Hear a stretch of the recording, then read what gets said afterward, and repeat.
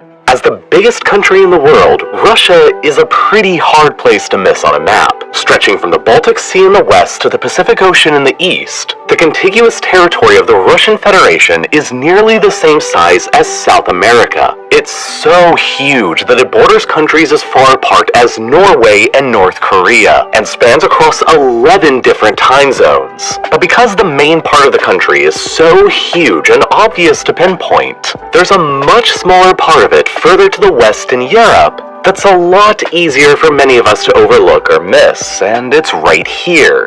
This is the Kaliningrad Oblast or province, a disconnected exclave of the Russian Federation separated by more than 370 kilometers as the crow flies from the rest of the country by the independent states of Lithuania, Latvia, and Belarus. Nearly 1 million Russians live here, isolated from the rest of the country, surrounded by the EU and NATO states of Poland and Lithuania to the south, east, and north, and the Baltic Sea to the west. In order to travel between Kaliningrad and the mainland, the Russians who live here must either pass through at least 2 other countries when traveling by land, or take a ferry or plane across the Baltic Sea and the Gulf of Finland towards St. Petersburg. This ultimately means that, effectively, the Kaliningrad Oblast is a Russian outpost in the middle of the European Union and NATO, who have each been keeping a much closer eye on it ever since 2014. And especially ever since February of this year when the Russians invaded Ukraine. As the only year-round ice-free port that the Russians control on the Baltic Sea, the city of Kaliningrad that the overall oblast takes its name from is the headquarters of the Russian Baltic Fleet, and is therefore home to substantial amounts of Russian naval and air power. On top of that, beginning in 2015 after their first invasion and annexation of Crimea from Ukraine in the year before, and the start of heavy Western sanctions, the Russians began deploying their Iskander-M ballistic missile systems within the oblast as well, capable of striking major European capitals like Warsaw, Berlin, Copenhagen, and Stockholm with nuclear-armed missiles.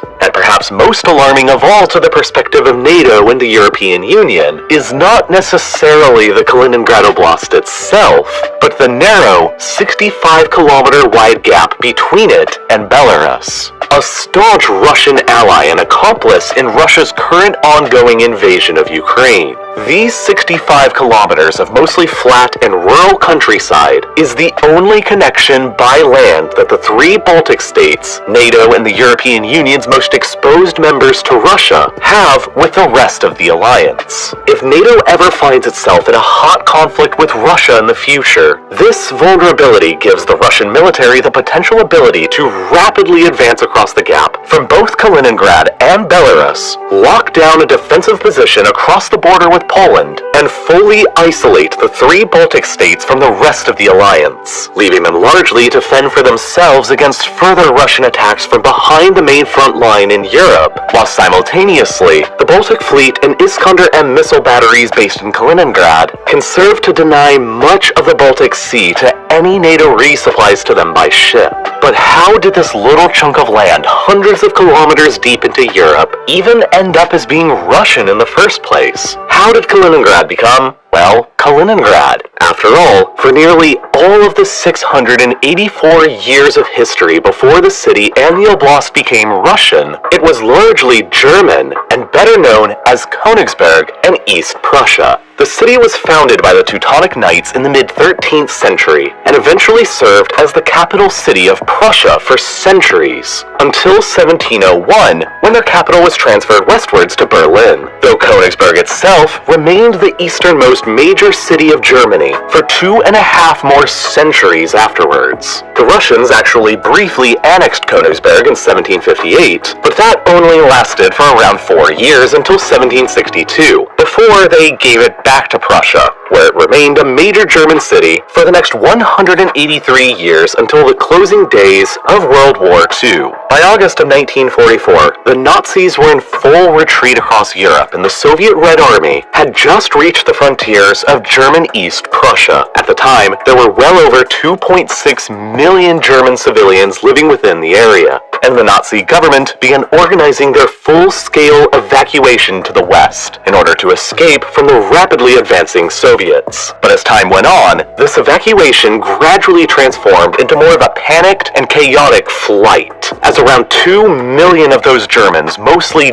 desperately fled towards the west. After enormous bombing campaigns carried out by the British Bomber Command and overwhelming artillery shelling from the Soviet Red Army, the formerly beautiful city of Königsberg itself was almost completely destroyed and reduced to rubble by the fighting by the time the Soviets fully occupied it in April of 1945, just weeks before the end of the war in Europe. After the war's conclusion, Germany's new easternmost border was set by the victorious Allies along the Oder and Neisse rivers, and all pre-war German territory to the east of these rivers were ceded to either Poland or the Soviet Union itself.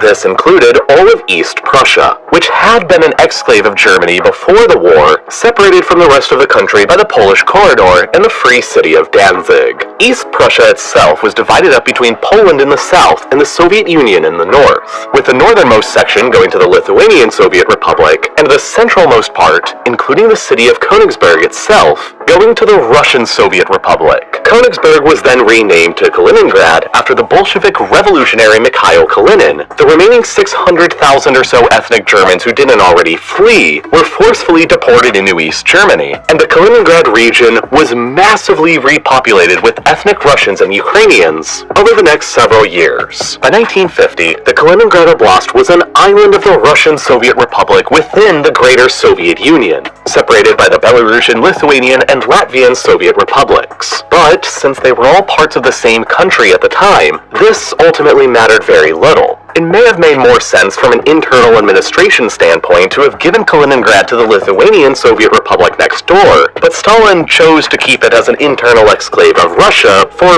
several probable reasons.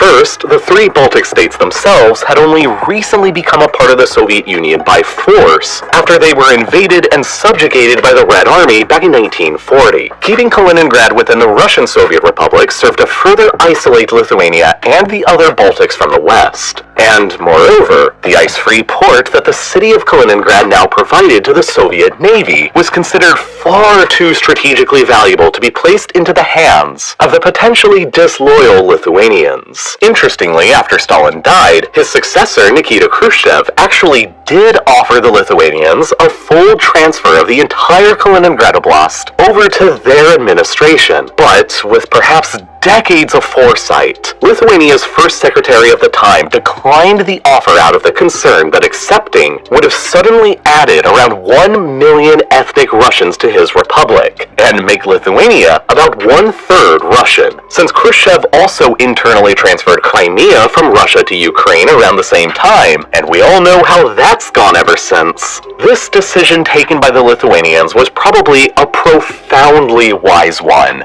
Throughout the decades of the Cold War, the Soviets transformed Kaliningrad into a hugely important Soviet naval facility and blocked the entire city off to foreigners. The city was rebuilt from the rubble into essentially a copy and paste Soviet model city, which is how you end up with fascinating pre- and post-war photos of the same areas like this, or this, and this. By the time the Cold War was coming to a close in 1990, East and West Germany were reunifying and the Soviet Union was collapsing. But Kaliningrad remained a part of the newly formed Russian Federation, which simply inherited all of the land of the former Russian Soviet Republic that included Kaliningrad. Decades later, after the events in 2010, the German magazine Der Spiegel published a report that claimed the Soviets had allegedly offered Kaliningrad back to the Germans in 1990 as the country was actively reunifying, though this has been denied by the Soviet leader of the time, Mikhail Gorbachev. Even if the offer were actually to have been made, it's clear that the Germans refused it for a variety of reasons. First, at the same time the offer was allegedly made, West Germany was actively negotiating the terms of German reunification with the former allies of World War II, many of whom were extremely skeptical of Germany's real intentions. Margaret Thatcher, the British Prime Minister of the era, was opposed to the whole idea full stop.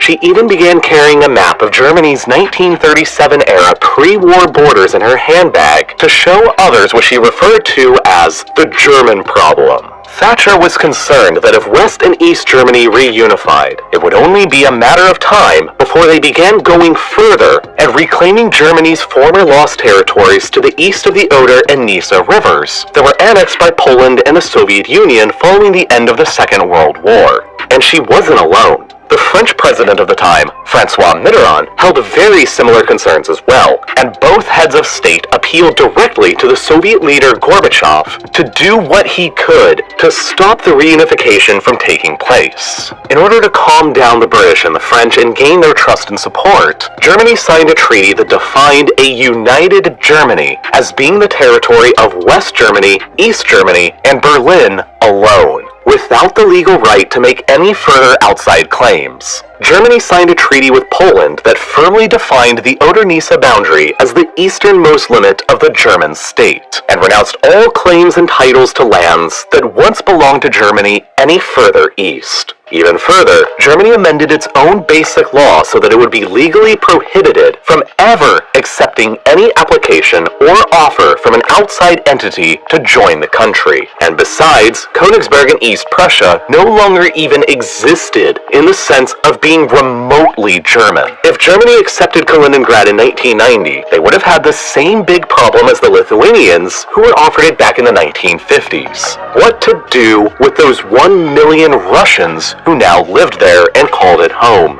Therefore, if the Soviets really did just offer Germany back Königsberg during this era, had they accepted, it would have likely triggered catastrophic alarm bells in London and Paris and made them strongly antagonistic towards Berlin and Germany's future integration in Europe. Which is probably why the Russians may have actually offered it, to destabilize Western European politics. But regardless, Germany either refused or the offer was never made, and Kaliningrad has remained Russian ever since, although it has been getting increasingly more and more isolated from the rest of Russia. Suddenly in 1991, when the Soviet Union collapsed, Kaliningrad became a fully separated exclave of Russia, hundreds of kilometers away from the mainland. In order to overcome this isolation, the Russians transformed the exclave into what they called a special economic zone, enabling the region to conduct trade free of any taxes or duties. The plan was to transform Kaliningrad, Russia's closest major city to the economies of Europe, into a Baltic version of Hong Kong. But unfortunately, that's not really how things ended up going. Poland joined NATO in 1999, and then Poland and Lithuania each joined the European Union and NATO by 2004, leaving the Kaliningrad Special Economic Zone deep within the West. After Russia's invasion of Ukraine and annexation of Crimea back in 2014, the West imposed their first round of economic sanctions upon Moscow,